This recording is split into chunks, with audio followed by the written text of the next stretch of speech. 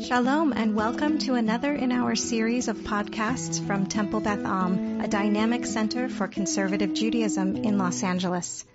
Chapter 8, Verse 1. Ko harani Adonai Elohim v'hinei kluv kayetz. All right, so another vision. So this is what God showed me. I have a basket of, well, it really means summer fruit. The English translation that I've been using, is a basket of figs. But actually, it simply says kluv, which is a basket. Kayetz means summer, right? Okay. But also, So, Rabbi, kluv can also be where animals are trapped. yeah, that's right. Yeah, Kluv. yeah. It's a cage. A cage, yeah. A container. Yeah. A container, yeah. Yeah. Rashi translates it. Vayomer ma taroeh Amos. What do you see? So God says, what do you see, Amos? Vaomar kluv kayetz. He says, I see a kluv kayetz. Vayomer Adonai Eli ba haketz el ami. The end of my people has come. Okay, so you see what it is. It's a word. It's a pun. Kayetz, kates. Okay, in other words, what he showed him was a hint, right? And then he picked, I don't know. So God tells him. All right. Now, this notion, and then it says, El Ami Yisrael, Lo Osif Od Avorlo. I am not going to pass over the iniquities anymore, okay? Which is the same thing that he said in vision number 3 in the previous chapter, okay? So God is not withholding punishment now, okay?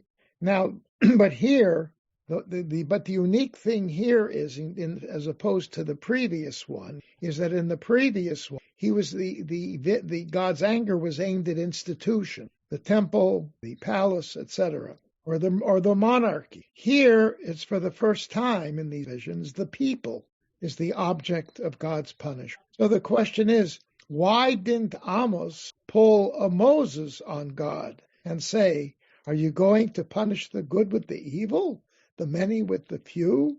That's from Numbers chapter 16. However, so why didn't he do it? Twice before he did stand up for the people, right? God listened. But this time he didn't at all. So I'm trying to read his mind. So perhaps he feels the following. The whole country, even Judah, remember again, even though the main target is Israel, because Judah is under the control of that, and they are basically partnering in a lot of things. From time to time, Judah comes up along with the Israelites for punishment of some sort.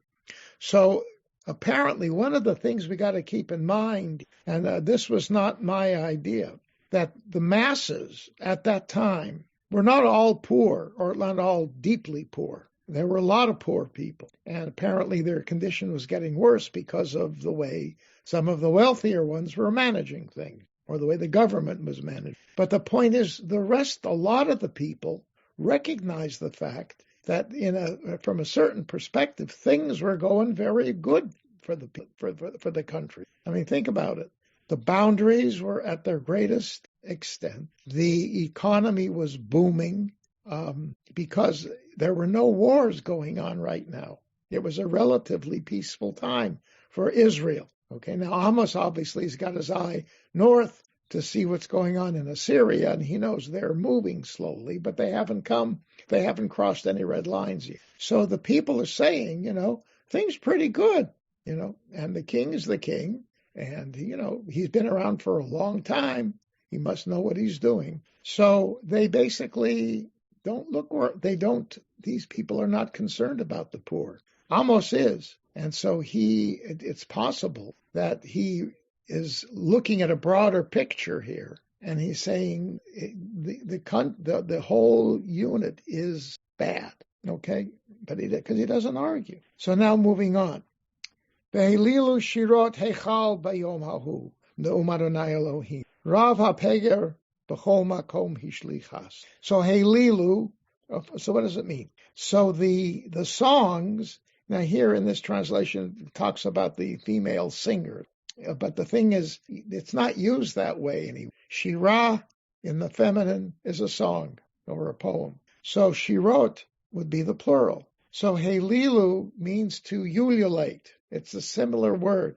You know what that is? Yeah. That kind of sound. But it's a sound that's used also for bereavement, okay, as a moaning sort of thing for when someone has died. So what this is saying is that the songs that have been sung in the chambers, probably the palace chambers in that day, are going to become dirges, death songs. Whether it means the melodies will change, the wording, but the whole point is the singing that goes on will be dirges, not joyous, beautiful music, okay?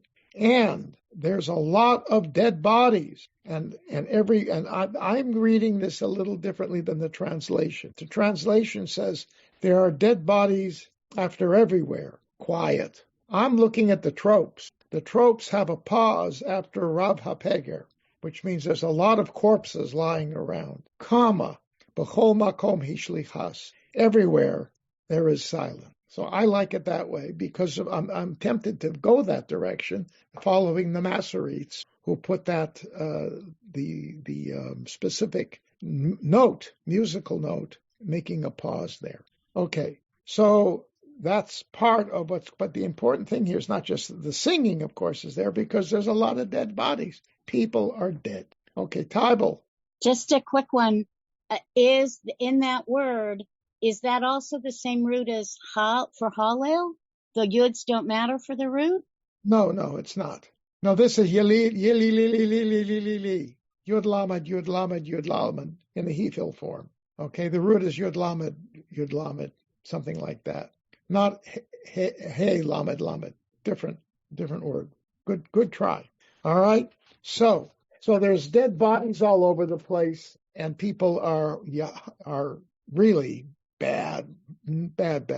Now, to see this use again, it's sort of interesting. Remember, I mentioned a number of times that Isaiah, you find hints of Amos in Isaiah, and again, it's not just my idea.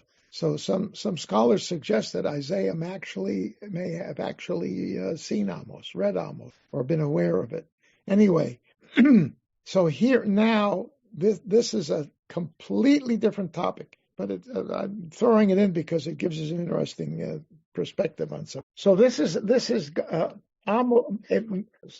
Isaiah is talking Tyre, right? The city of Tyre, the Phoenician city on the coast, okay? And he's talking about the fact, and this is from Isaiah chapter 23, and he's talking about the fact that at a certain point in time, Tyre is going to lose its power.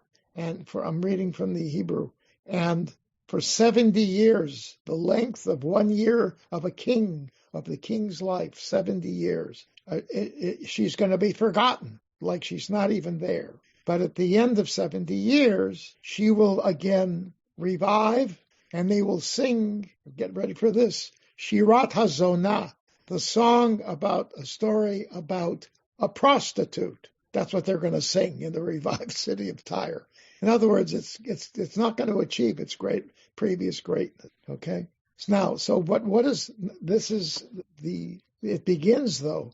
Helilu oniyot Tarshish. The ships of Tarshish should sing songs of bereavement because Tyre, its stronghold, has been destroyed. Now Tarshish is a completely different city, hundreds of miles away. But Tyre, because remember the Phoenicians controlled a lot of areas to the west of themselves, including the southern part of Spain at that time and the northern part of Africa. So their presence was there at that time. And so Tarshish, this is not where Saul of Tarsus came, the New Testament Paul, right? That's Tarsus, different city. That's in Mesopotamia. So where is Tarshish? And by the way, this is where Jonah went. Oh, you remember he got on a boat for Tarshish, right? The book of Jonah, right? So you got two options, folks. Either Sardinia, right, which is an island, south of what? Italy, Greece, that area. Yeah. Italy. Sardinia? I was there a few years ago. It's in Italy, just south of Italy. Corsica, which is in France. Yeah, right there. Yeah, Corsica's in France. Napoleon was from No, he was at a different island. We were there, by the way, 3 weeks ago. Sardinia. Where? Sardinia? Yeah, we were there. Yeah. All right. The other option is over here, Mm. in Spain itself. Wow. They don't know for sure, but it's far away. But the point is, Tyre was the mother city for the Phoenician Empire at that time. And so but the point is, you can see that the root, and it says also Bayom Hahu in that day. In other words, after the 70 years have passed, so you have that word Bayom Hahu, Helilu, and Shirat Zonah, and here you have Shirot, you have Helilu, and you have Bayom Hahu. So it's just the clustering of the terms here is similar to that in Amos. Does it prove anything conclusively? No.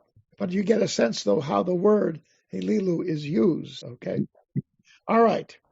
So now, verse 4. Okay, now this is going to be something that should sound familiar to those of you who are here in the beginning of the class. Shimu zot, this is verse 4. Shimu zot ha-sho'afim et yon v'lashbit aniyeh aretz. So listen to this, you who, now here in the JPS translation, devour the needy, all right? Lahashbit, to annihilate the poor of the land. Second part is good. First part makes no sense. Sho'afim, we saw something like this in Amos chapter 2, verse 7. Hasho'afim al afar eretz berosh dalim b'derech hanavim yatu. You who trample the heads of the poor into the dust of the ground and make the humble walk a twisted course. So the word sho'afim there in chapter 2 deals with the people who oppress the poor, and here too the sho'afim, shimu zot ha-sho'afim evyon. Listen to this, you who oppress the poor in order to annihilate the poor of the land. Okay? All right, lashbit, very interesting. Lashbit is from the same root, and they're translating it as to annihilate. Nihil, from the, nihil, nothing. To make nothing. Annihilate. Completely get rid of. And the word, it's interesting. What does the word shin vet taf mean? Lashbit, Shabbat. What does shin vet, but what is the root? Is it 7? What? Or is it either 7 or oath? No. Shin vet taf. Shin vet taf. Shabbat. Lashbit is to stop, That's it's a hifil form. Yeah, Lahashbit is to cause it to cease. To cease, yeah, to cease. That's the word I was looking for. Yes, because Shabbat means to cease. To cease, right. People think it means to rest. Right, Shabbat. Right. Vayishbot bayom hashvi'i. Doesn't mean he rested. It means he stopped. So it means to stop something. Now, it doesn't have the implication of nihil, which means complete. But the point is, though, they basically, one gets the impression from the way these wealthy people deal with the poor, is they trample all over them because they want to get rid of them. That's what he is saying. Okay. Now the word sha'af has nothing to do with devouring. Absolutely not. So I don't know where that translation got it. Okay. Now the other interesting thing is, do you have the Hebrew in front of you? Mm-hmm. Yeah. All right, so look at the word aniyeh, the second to the last word before the word aretz. What do you see? There's a bracket. You have a Kray and Ketiv, two versions. Is there a note? Yes, in parentheses, I have anuyeh. I mean, the vav, it's a vav instead of a yud. Yeah. All right. So the way it's supposed to be read is aniyeh, right? Right. And you have, instead of a yud, there you have a vav, right? You have a vav yud instead of two yuds, right? You see it? All right. So the suggestion is that the original spelling, is strange, But I want to make a suggestion contrary to that. I'm in a very contrarian mood tonight. So contrary to that, I want to suggest, and I've mentioned this before, there are many places in the Bible, I mean, not gazillion, but many places where the word Hey, Vav, Aleph is read He, Hey, Yud, Aleph, okay? And again, it's a crayon ketib, just like this, what you read and how it's written. But my point is that Hey, Vav, Aleph is not an inaccurate, is not a wrong spelling. It's not misspelled because in ancient Hebrew, the Vavs and the Yuds flip-flopped, and you could have a Vav that played like a Yud. Oh, really? Oh. Yes. Yeah, I mean, that's a known fact. I didn't make it up. I didn't say you did. Remember, this I is know you're honest. almost as old. Remember, it's an old, right? It's one of the oldest complete written texts in the Bible. It's the Syriac, isn't it? What? It's the Syriac script. He's writing in the Syriac script, not in the Babylonian script. Oh, yeah, sure, of course, yes. Is there a difference in what the Yud and the Vav look like in the two scripts? I don't know. That's what it would lead me to think that maybe that's why they made a mistake. No, but the Avota Kriya, the Emota Kriya, right? Aleph, Hey, Vav, Yud, flip-flop around a lot. Yeah. And so where you would expect one, sometimes you get the other. So all I'm saying is, Crayon Ketib, I understand, but it's possible that the old original version of it had it the way we are uncomfortable with. Okay, that's all. All right. So anyway, so he's talking then to these people who oppress the poor and attempt to get rid of them. Well, now we're going to get deeper into the mentality of these people, evil people. And so what do they say? Lamor, this is what these people say. Matai ya'avor hachodesh, v'nishbira, v'nashbira, sorry, thank you. V'nashbira shever, v'hashabat, v'niftech bar, l'haktin efa, u'l'hagdil shekel, u'l'avet moznei mirma. So they say, when will the Rosh Chodesh, HaChodesh, that means the beginning of the month, when will Rosh Chodesh pass so that we can begin to distribute and sell grain? And when will the Shabbat be over that we can open up the grain storehouses and sell them? How so? In such a manner that the ephah is diminished, but the weight is increased. You end up with imbalanced, inappropriate scale, deceitfully. That's what that is saying. So these people are eager to get the business going, right? So that they can deceive and cheat the people who buy from them. Okay. Now it's interesting. Lahaktin ephah is a measurement, right? So you have on your scale, or however you distribute it, right? You have a vessel that says 1 ephah or 1/10 of an ephah, whatever. When in fact it has 1/12 of an ephah, right? It has been made smaller, but it's something that the average purchaser can't tell the difference. So you have a less than ephah of volume, but the weight that goes on the scale in order to determine what your cost is going to be is more than what it says on the weight, right? So if the weight says 6 ounces, it's really 7 ounces, right? So that means that you're going to be charged more for the smaller amount. That's what's going on. And the idea is the way this is set up, that one second, right. But you've got to continue the next verse, because in point of fact, I'm going to suggest that verses 5 and 6 are actually one complete statement. Okay, so this is what they are doing. To what end? Verse 6. Liknot b'kesef dalim ve'evyon ba'avor na'alayim umapal bar nashbir. Okay, and so they continue saying, so that we can purchase with silver poor people, and poor people for a pair of shoes, and at the same time we can get rid of some chaff and make money. That's what this is saying. Okay. Now, so a couple of interesting things here. Have you ever heard of in the Bible or read anywhere where it says you shall not work on Rosh Chodesh? Nowhere in the Bible does it say you shall not work on Rosh Chodesh. So I see your hand, Tybal, just a second. So for example, if you read all of the listing of the sacrifices in Numbers chapters 28 and 29, you know all the maftir material that is taken from those, all the sacrifices on all the days, including Shabbat, Rosh Chodesh, and everything on the calendar thereafter, right?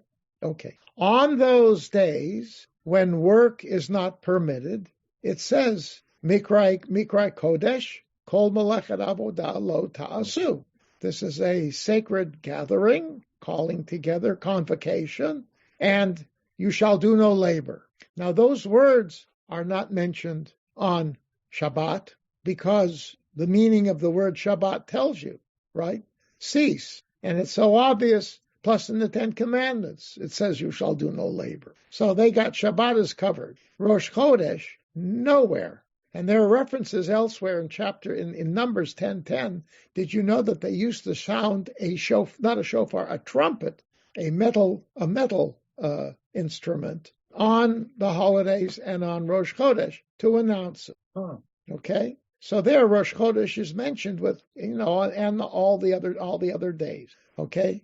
But no reference at all to doing no work. Here, when it says, I can't wait until Rosh Chodesh is over so I can begin selling my grains. Implication that on Rosh Chodesh, he can't sell his grains, just as he can't sell it on Shabbat, because the analogy is between Rosh Chodesh and Shabbat.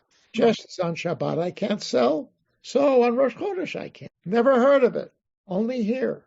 I mean, literally, only here. So, my former teacher, may he rest in peace, Shalom Paul, in his small, handy-dandy, pocket-sized book of Amos with his commentary, I don't know why all that space is there. I think they forgot to put in the Hebrew, which they did.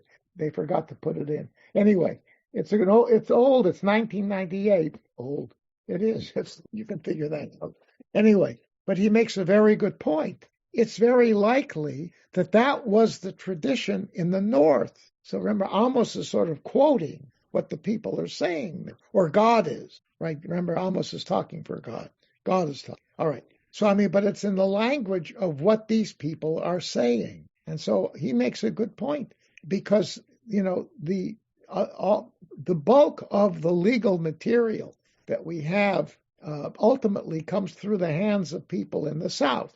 Now, there are things from the North that are incorporated in that, but by and large, because remember, the last versions of things that were edited come after the destruction of the Northern Kingdom, 721.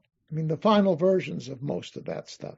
And so it was redacted and so forth down until about the time of Ezra. Okay, so you got to pick time from there, from 720 to about 450, that the final variations were made. Okay, so clearly this tradition fell out because the Southern redactors said, no, not in our tradition. It's enough. Every month they should say, lose another work day. No.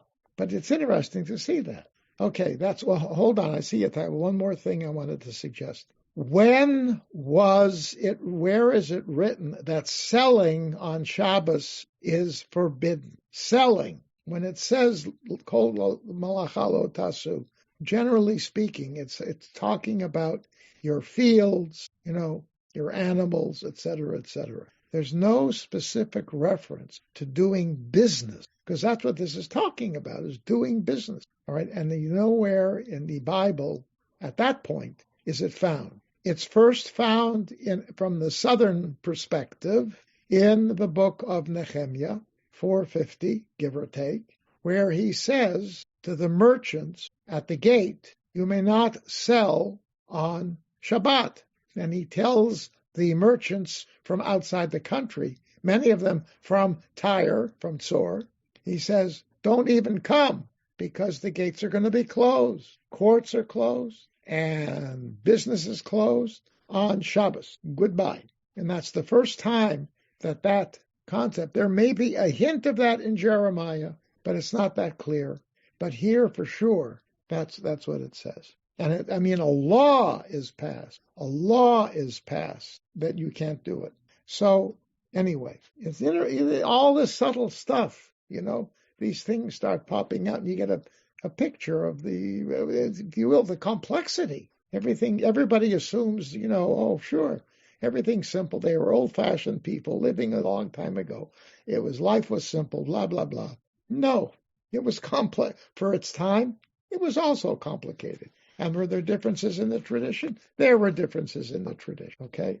And But at least the implication, Rabbi, that they did kept the Rosh Chodesh as a day of rest? where in the north? Yeah. No, there's no other evidence whatsoever. No, but the implication from Amos. That's this, yes. It says, Mataya avor HaChodesh v'nashbira shever.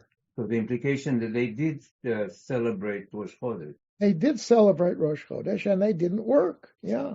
And it's put in the same category as Shabbat. Shabbat v'niftacha bar, okay? And the analogy there makes it perfectly clear, okay? Yeah, absolutely. Okay, so then all of this is done so that verse 6, so that we can go out, because we will get a lot of money, and then we will be able to purchase people, poor people, as slaves, and, etc. Okay? All right. Now, before we move on, yes, Tybal. It's a while back, but I wanted to give you evidence from the negative that Rosh Chodesh was not a holiday, and that's because rabbinic is when the rabbis said it's a half holiday to honor women for not participating in the golden calf. And if it had already been established that it was a holiday, the rabbis couldn't have carved that out for women. So therefore it wasn't. Yeah, that's right. Yeah, no, I was just giving you when you asked us. Oh, I that's understand. Right. When you said, was it biblical? I'm saying part of the evidence is because the rabbis later carved it out as a half holiday for women. That is correct. Yes, that is correct. Good.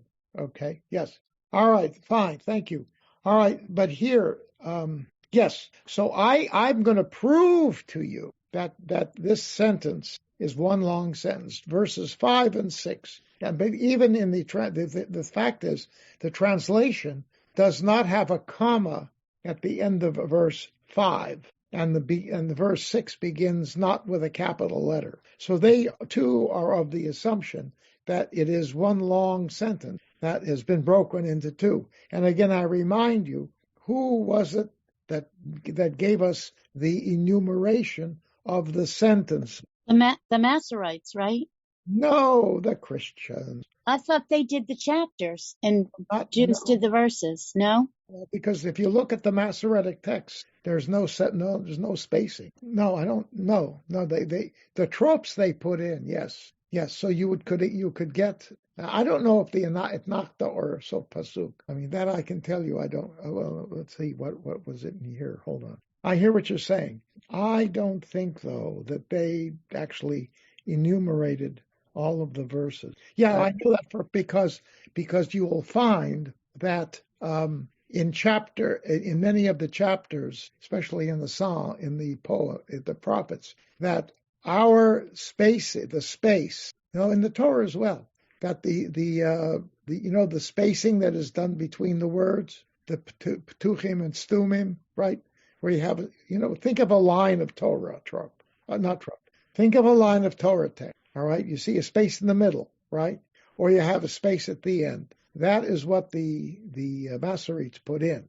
But there are times when the space will appear after what is verse 1, which of course makes no sense unless you believe that verse 1 is actually the last verse of the previous section. So the numbering itself is what I'm saying, not the division, right? Yes, the Masoretes would have put proper trope marks, but the point is that verse with the spacing tells us what the Masoretes did, and the fact that the numbering doesn't match it shows you that it was the Christian enumeration that did it. Okay, so that's the thing you want to keep in mind. But now let me tell you what I'm going to. Guess what? I discovered you fill in the last word. I discovered another. The first time it's used, only time it's used in the Bible. No. Not apex. No. Good. Apex. No. This is another ABBA. Yes. Another chiasm. Isn't that exciting? I was so excited when I found it. My God, my heart skipped a beat once. Anyway, yes. And how do I lay out? Here's the way it goes. So, it's an AB, B prime, A prime. So and here is the reason. And what pushed me to this was in verse 6, the last three words mean to sell the the grain that had fallen, on the floor, the stuff that it could be chaff, right, or bad, whatever, the stuff on the floor. Okay. Now, this translation says, and selling grain refuse as grain, as a continuation of the previous verse. Then it says, we will buy the poor for silver, the needy for a pair of sandals. So they have moved in the translation, the last three words, to the beginning of verse 6. And my point is, no, it was intended to stay at the end, because the whole notion of selling grain creates a frame, a beginning at one end and the end at the other, which echoes the beginning. Okay, so you have in A, selling grain. Nashbira shever, the niftecha bar. And A prime, the last phrase, which I just mentioned, the last three words of 6, mapal bar nashbir. And so here you have reference to the hashbir and bar in both A and A prime, and both dealing with the act of selling grain. Then B and B prime deal with the actual how business is carried out, not selling of grain. So first of all, you have in B, deceitful selling, how the measurements, right, the scales are not accurate, and this works to the benefit of the seller. And you have in B prime, more business, cruel buying, the buying with the money that you made by selling the grains unethically, you use to buy slaves. Okay? And again, grain, deceitful business or cruel business, and grain. ABBA, and especially the wording in A and A prime, one echoing the other. So there you have it. And I want to remind you that Amos 2:6 makes a very similar statement, Al Michram Bakesef Tzadik, Ve'evion Ba'avur Na'alayim.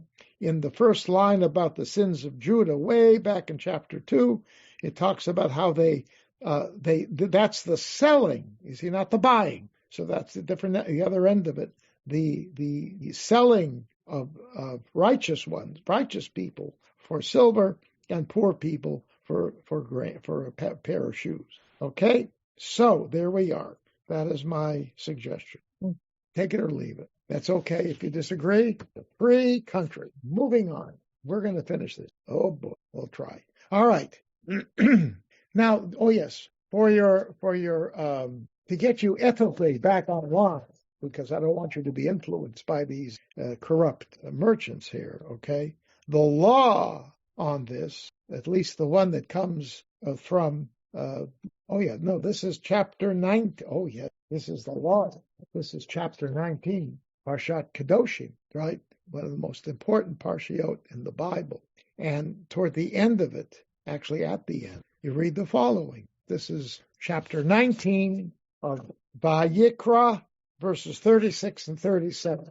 Moznei tzedek, va'avnei tzedek, efat tzedek, v'hin tzedek, yihye lachem, ani Adonai Elohechem, asher hotzeiti etchem me'eretz Mitzrayim. You shall have honest balance, honest weights, an honest ephah, and an honest hin.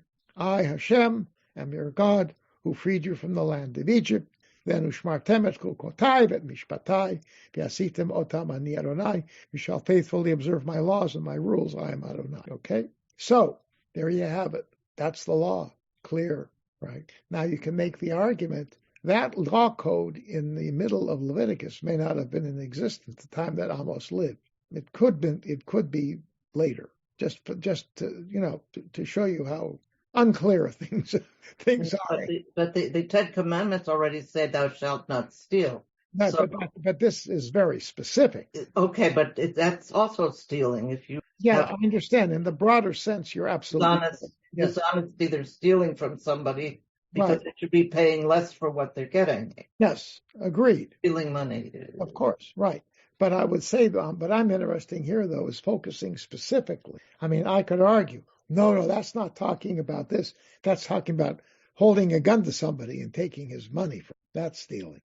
This is not stealing. This is shrewd business, But the point is, now I hear you say, but I'm talking about the exact framing of it, though, specifically for matters of how you transact business. Right? Okay. Yeah. And I think that has to do also with a change in the nature of the economic culture, because if you're totally agrarian, you don't necessarily have all these technical things. You barter, right? I give you this, it's this for that, right? It's not money that is received, right? And when you have a more urban situation, which you develop in both the north and the south, as you move toward later down the line. Yes, so this is the point is this technical, the way the law is expressed in this technical way would be something that has evolved. That's the point I'm to make. Okay. Right. Obviously stealing, sure. All right, but now we're really going to have you think that was Rembaum's crazy creativity. Wait till you see this one. Are you holding your breath? No, it's all right. You can breathe. All right, verse 7. Nishba Adonai begaon Yaakov im eshkach lanetzach kol ma'asehem. God swears by the pride of Jacob, I will never forget any, or I will remember. No, I know it's better than, I will not forget any of their doings. In other words, I'll remember all of this stuff. Nobody's going to get away with anything. And I swear by Gaon Yaakov. Now, we have heard Gaon Yaakov once before in verse 8 of chapter 6. Amos, chapter 6, verse 8. Nishba Adonai Elohim benafsho. God takes the oath on his own soul, on his own essence. Ne'um Adonai ol heitzvaot, says God. Mita'ev anochi et Gaon Yaakov. I despise Gaon Yaakov. That was in verse 6. And now the same God is saying, I swear by Gaon Yaakov. What's going on here? How can you hate something and then swear by that which you hate? I mean, if you hate it, it's worthless, right? So I'm going to swear on something that's worthless in my eyes. Has God gone Meshuggah? You understand my question? It makes no sense. So what's Gaon Yaakov? So I have a theory, okay? It's very interesting, and I checked this up, and here is the result of my research, just to prove that what I do for you guys, see that? I did research. What did I find out? I know this is going to make you very excited, okay? So the topic is Beit El in the book of Amos, okay? So what does Beit El have to do with Gaon Yaakov?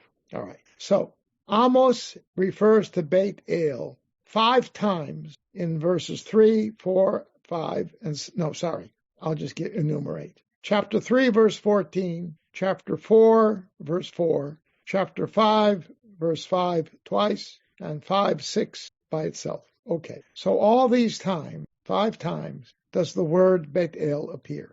And in all cases, it's in a negative context, okay? Negative. It'll be destroyed, it's bad, whatever. And of course, what was Beit El? The false temple. Another golden calf. Right. That and Don. But there are, remember, 2 national temples, not local, but 2 national temples for the northern kingdom, right? Dan and Beit El, one in the north, one in the south. And the closest big city Now, Beit El itself was a town. We've already seen that, right? And there was a palace there as well, not the main palace. The main palace was in Shomron. Shomron is the capital, and that's north of Beit El, but not way far north, all right? So Beit El was there in the south, okay.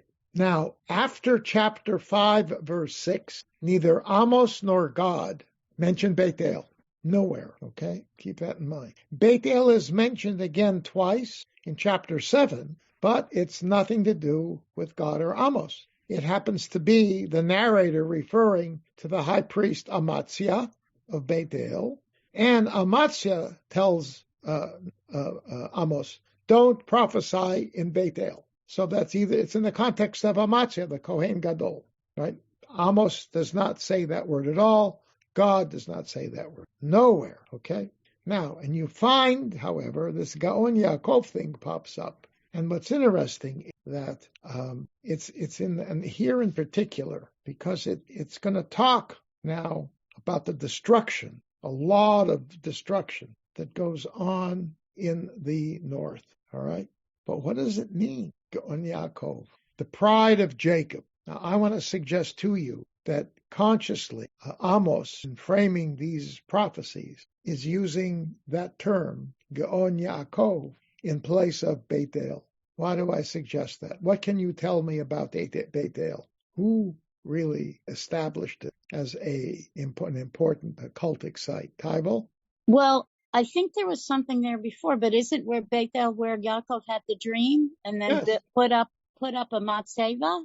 Right, and then on the way back, even more important, he builds an altar there and consecrates. Right, and it's at that place where he tells his wives, bury your idols, because you can't take them with you. We're going into a holy place. So Yaakov is the one, even though you're right, it probably, and the archaeologists will tell you that this was the house of El, who's a pagan god. Before that, okay? So the point is that Jacob was the one who established it. Now, if you're a northerner, and let's say you are a northerner who is a monotheist, and there were such people, perhaps a northern priest may not come from the line of Aharon, but a northern priest who took seriously these things, especially against paganism. And it's possible that they started using Gaon Yaakov in lieu of Beit El, because it did what it did. The glory or the pride of Jacob, what city of all cities in the entire area of Eretz Yisrael would be the pride of Jacob, the city called Beit El. And it cleanses it of that El reference, and that would make the monotheists happy. So one wonders if this was not a term that was floating around in certain circles, and that Amos, God decided to stop using Beit El because it was associated. Remember, Amaziah does not ever refer to it as the house of Hashem. He uses the name Beit El, but remember, the Mikdash is the Mikdash of the king. The palace is the palace of the king. He speaks of it strictly in royal political terms. So he was not dealing with that area in its holy, the way he talks about it. And this is the high priest. There's no reference at all to the sanctity of that place other than calling it a mikdash, okay? So I'm suggesting then that Amos is, speaking for God, is intentionally using a term that was used in order to glorify Beit El without paganizing them. And basically what God said in chapter 6 was, I hate it. Why does he hate it? Because like every other city, it had been corrupted by the lack of ethics and morality of people who do the business and who run the economy. And therefore, he says, no, I hate it. And now what he's doing here in chapter 8, he's using it to rub it in their faces by saying, that which I hate, by that I take an oath. It's a rhetorical 180-degree flip from the negative to another negative. And that's what Amos is doing here. I mean, he's playing with these words. And to me, it's brilliant because it says, I'm taking an oath on something that's worthless, that's empty, that's horrible, to show you how deeply sunk this whole situation has become. I don't even want to associate my oath with me, right? I'm going to associate this with you guys. And then what follows is all hell breaks. And we'll get to that. Okay, Leon. It's even worse than that because he's God, so his words go. Say It's again. worse than that because his curses are go, work, since he's God. Amos speaking in God's name. Yeah, of course. Yeah. So when God uses the name as a method of cursing you, it's even worse. Yes. Right. Exactly. Right. It's becoming a tool for the destruction of the very people who use the term. Yes. Tybal. So this is halfway facetious, but I'm just curious. If that's what you just did with Beit El, do you have anything to say about Shechem? Shechem? Yeah. Oh, Shechem ben Hamor? Yeah. Which is certainly not going to be Yaakov's favorite town. Yeah, I don't know. I never know. Why would somebody name somebody Hamor? I don't know. Well, it's like, dare I say this for the recording, I don't understand modern Israelis who name their kid Nimrod. Yeah, right. Yes, exactly. Yeah, that's true. I mean, there's some other names that I'm surprised that Israelis use. Yes. Anyway, no, the only thing I can think of with Hamor is it could be, an attempt to denigrate conscious effort by some biblical author, or it could be because from a certain perspective, the Hamor was an important element in the culture of the Middle East, right? What did people use as trucks to carry things from point A to point B? They used the Hamor, right?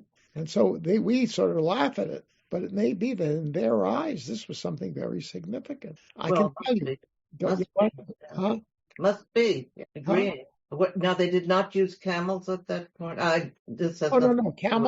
Camels were desert, right? Oh, yes. There's a reference. The only time I can recall a camel is when Rachel is brought, when Rivka is brought to meet Yitzchak, right?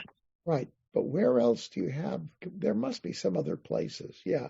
But the Hamor is all over the place. And the interesting thing is, you even have a talking donkey. Oh, right? sure. Bilam, yeah. It was pretty close. talking donkey. Mr. Ed.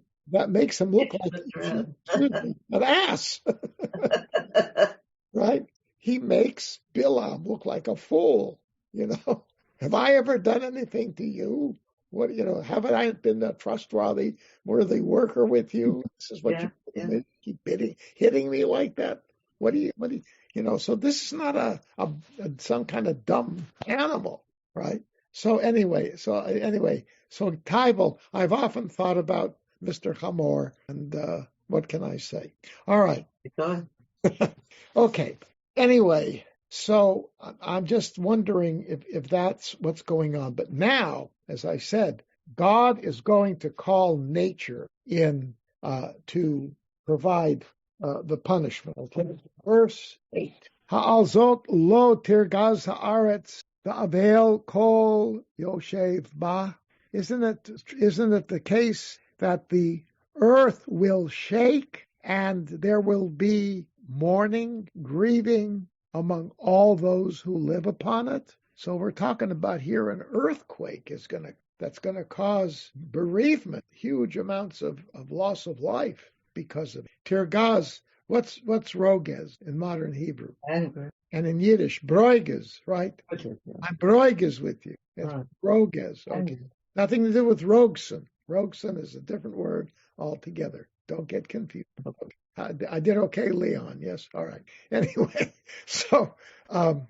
but rogez really means something that is shaking, agitated, right? So, is, right? Because you're really shaking in anger. But here, obviously, the land is shaking, okay?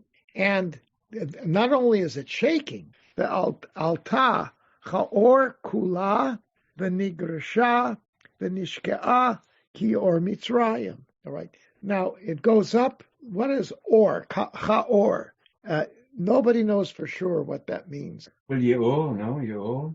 Oh, that's right. Good. Good.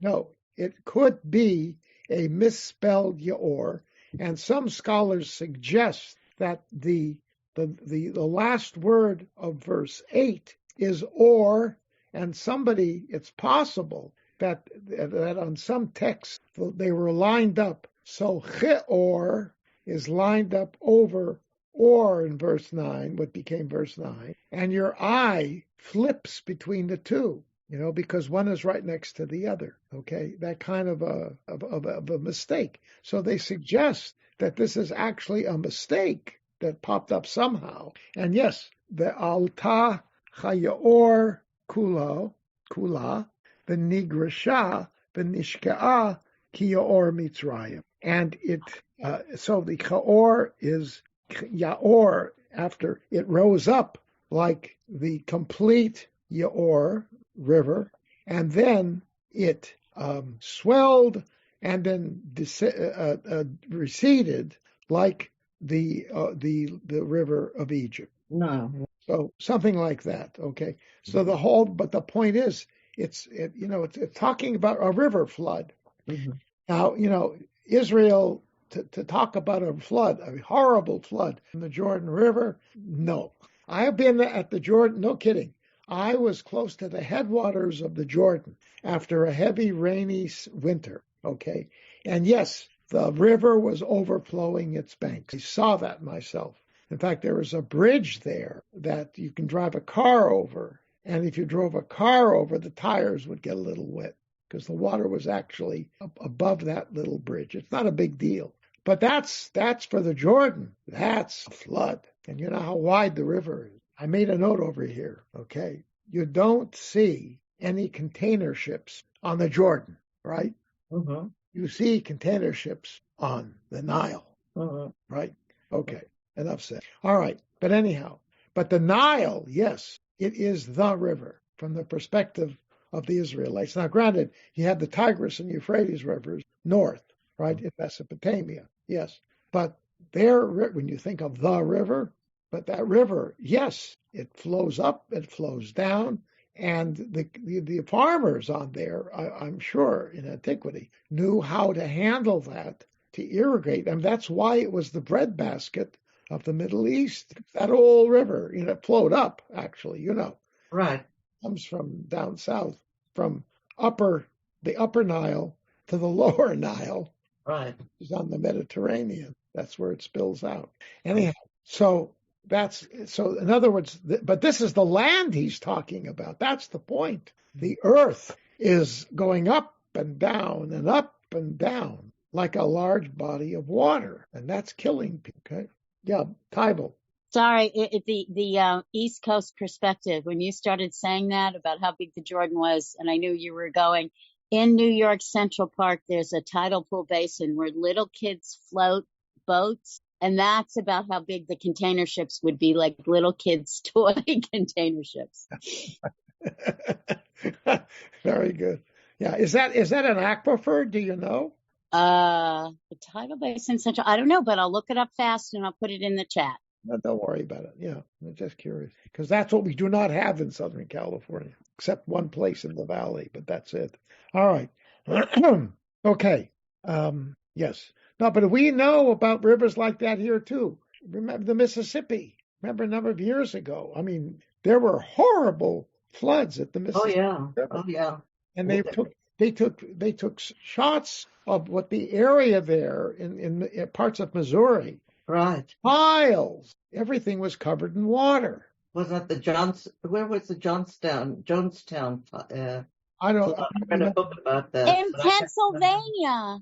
Huh? Pennsylvania?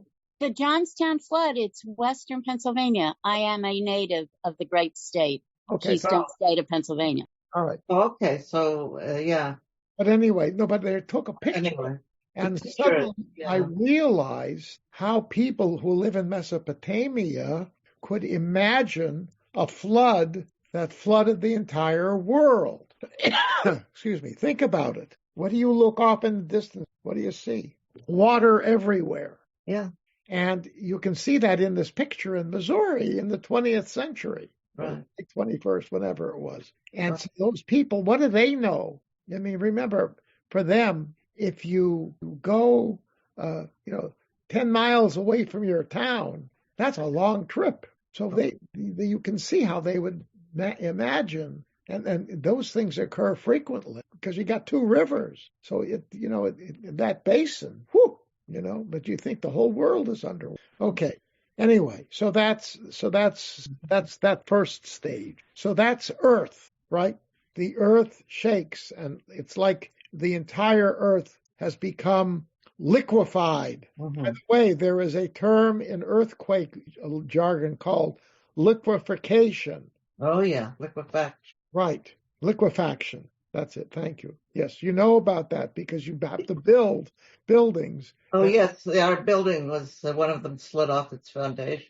We tried to, well, I don't want to get into it. I know, right. But the point is, time, because it's where you have like a swamp a long time, and the whole water, the land there is such that the pressure of the earthquake literally makes it gushy like it's water. Exactly. Liquefaction. So even here we know from those things. But now heaven is going to get involved. והיה ביום ההוא נאום אדוני אלוהים, והבאתי השמש בצהריים, והחשכתי לארץ ביום אור. And on that day, again, Yom Hahu. Remember, originally the people in the north said Bayom Hahu. That was referring to the great day when the kingdom will be set up and be powerful, and we will rule, etc., etc. And now we see that no, that's the wrong vision. The Yom Hahu is going to be this, and so God says, "I will bring now Heveti Hashemesh Batzoharayim." It sounds like I'm going to bring the sun at midday. That's not what Heveti means. What's Biat Hashemesh? It's the setting of the sun. Mm-hmm. The setting of the sun, the going back, the return of the sun to its place of rest. Okay? So Heveti means I will bring the sun to its place of rest. I will set the sun when? In the middle of the day. Okay? And repeating it in a different way. V'achshachti la'aretz biyom or, and I'm going to cause darkness on the land on a bright day. So suddenly the light's going to go out, and there will be total darkness. Nothing to do with the sun. There will be total darkness. Egypt all over. Yeah. Yes, exactly. I mean, you're right. It's like plagues. Yeah, sure. Yeah. Okay, so that's it. But now, again, the point is, he's got heaven and earth working to punish these people because of the how horrible what they did. Now it's going to continue. Verse 10. It's again what that theme, but now dealing with the Chagim, right? Your festivals will become days of mourning. And all your songs are going to become dirges. Well, that's similar to what we saw before when the royal music, right? Yelil. Dirges, right? Yelil. Yes, and there will be grieving at that time. Yes, similar. Okay. The haleti al kol matnaim sak, right? Sackcloth will come on everybody's legs. The al kol rosh korcha, and there will be bald spots on people will cut their hair on their heads, bald, a sign of mourning. Okay.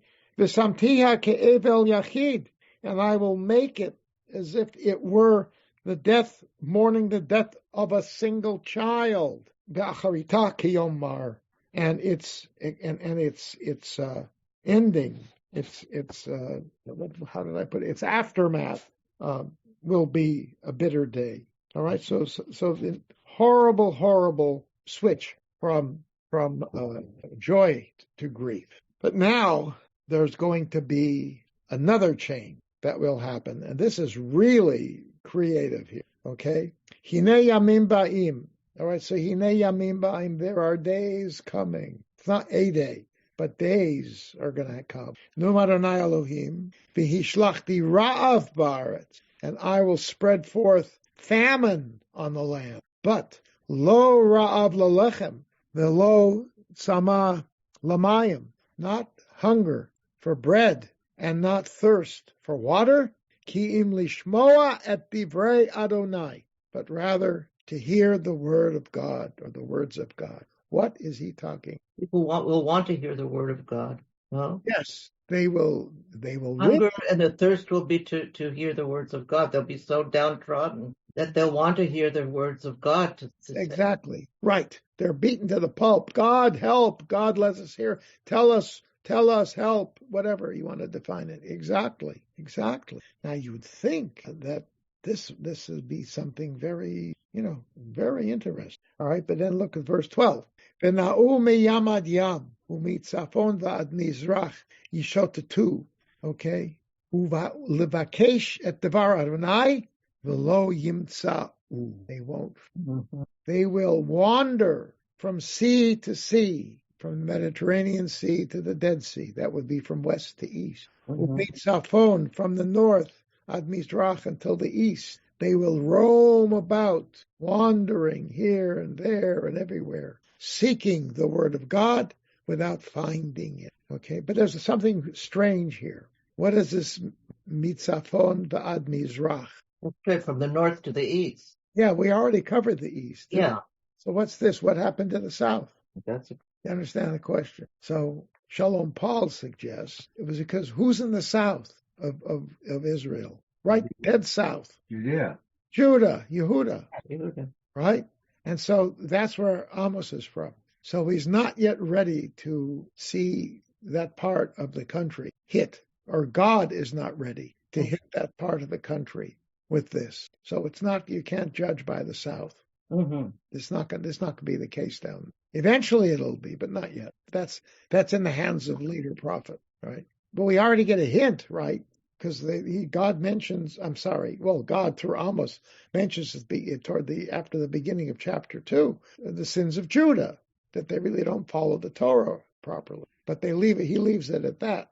Then occasionally Judah will pop up because of the relationship that exists between Judah and Israel. But ultimately, Judah is Judah, and the north is the north. Israel is Israel, and this is Israel. Okay. And so, but they're never going to find, all right? So what does that mean? Who's not going to facilitate finding? God. He's not going to step in and comfort them, guide them, assure them, and stop all this mess. No. He said before, he's going to punish the people. That's what he said at the beginning of the vision. You see, it's happened. So God's serious. Now, of course, the earthquake, remember, the book of Amos says what? 2 years before the Ra'ash, 2 years before the earthquake. And we talked about that, remember? That's an 8+ earthquake somewhere north of today's border with Lebanon in the hilly area there. Not the mountains, but there's some areas where it's hilly, okay?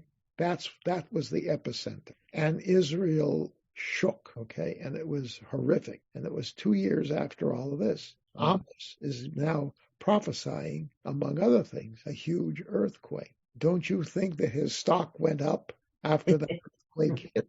Yeah. Right?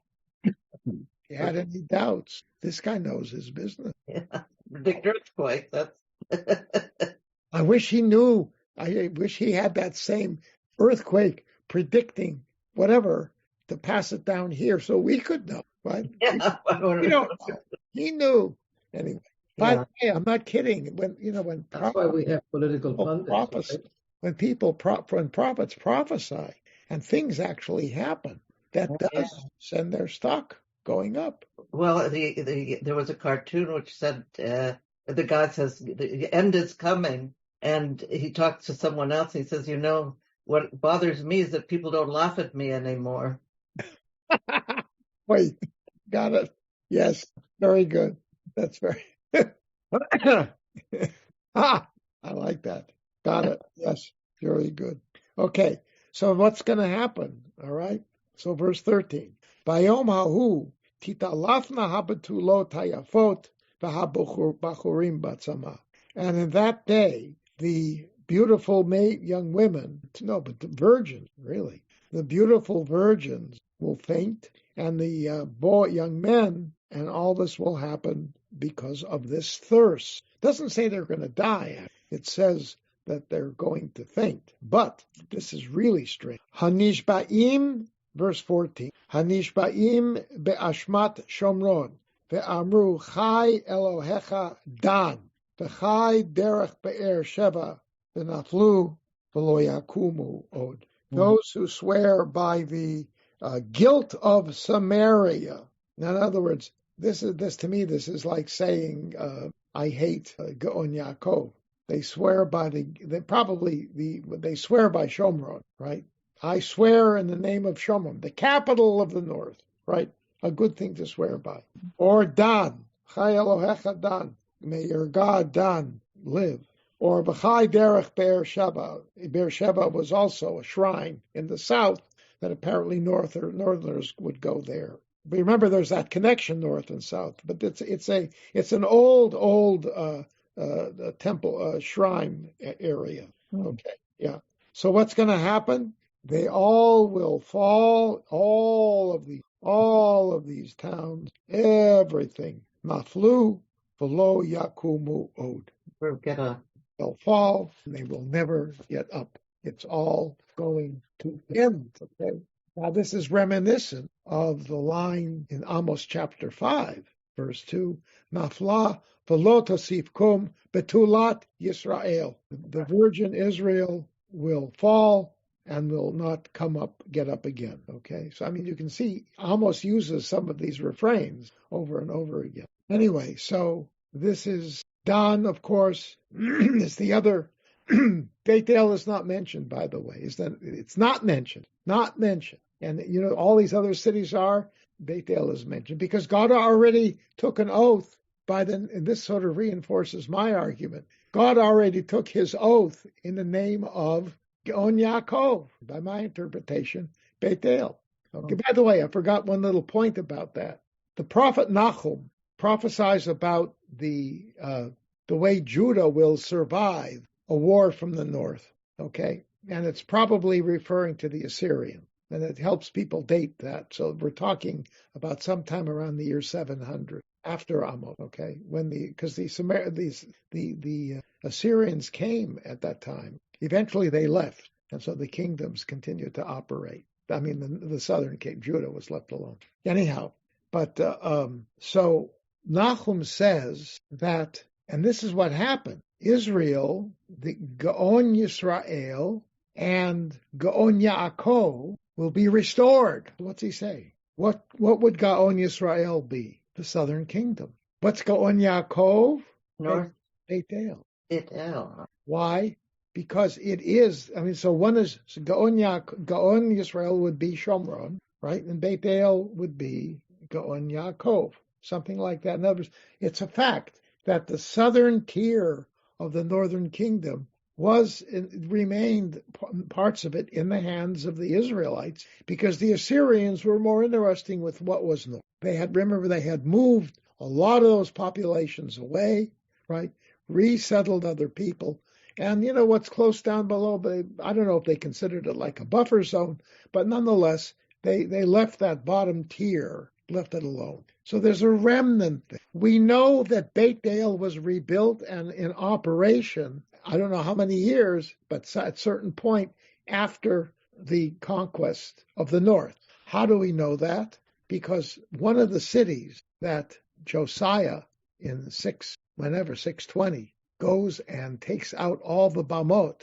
Josiah was the king of Judah, but he goes into Beit El and totally destroys the place, burns it down to nothing. Now, why would he burn it like that if it had not been in his eyes, an illicit place of worship? So it was operational. And I can see how, for example, under King Manasseh, who ruled for over 50 years before Josiah, let him have it. Why not? Because, he allowed idol worship all over the place. So, that I think is an indication that the Gaon Yaakov could have been indeed Beit El. Okay. All right. Anyway, bottom line is it's over. This whole prophecy of destruction is now complete. We finished it. Hoorah! All right, next week we shall do chapter 9, which is a little bit more confusing because it looks more like it was put together. Because here you can see there's continuity with structure and language and ideology with the other chapters that have come before it, and we've seen that. Chapter 9 moves in a little bit different direction, so we'll see how that stands. And then we will actually have completed the curriculum. You have been listening to another in our series of podcasts from Temple Beth Am, a dynamic center for conservative Judaism in Los Angeles. If you enjoy these podcasts, we invite you to write a review on the Apple Podcast site or wherever you get your podcasts. For more information about Temple Beth Am Los Angeles, go to tbala.org.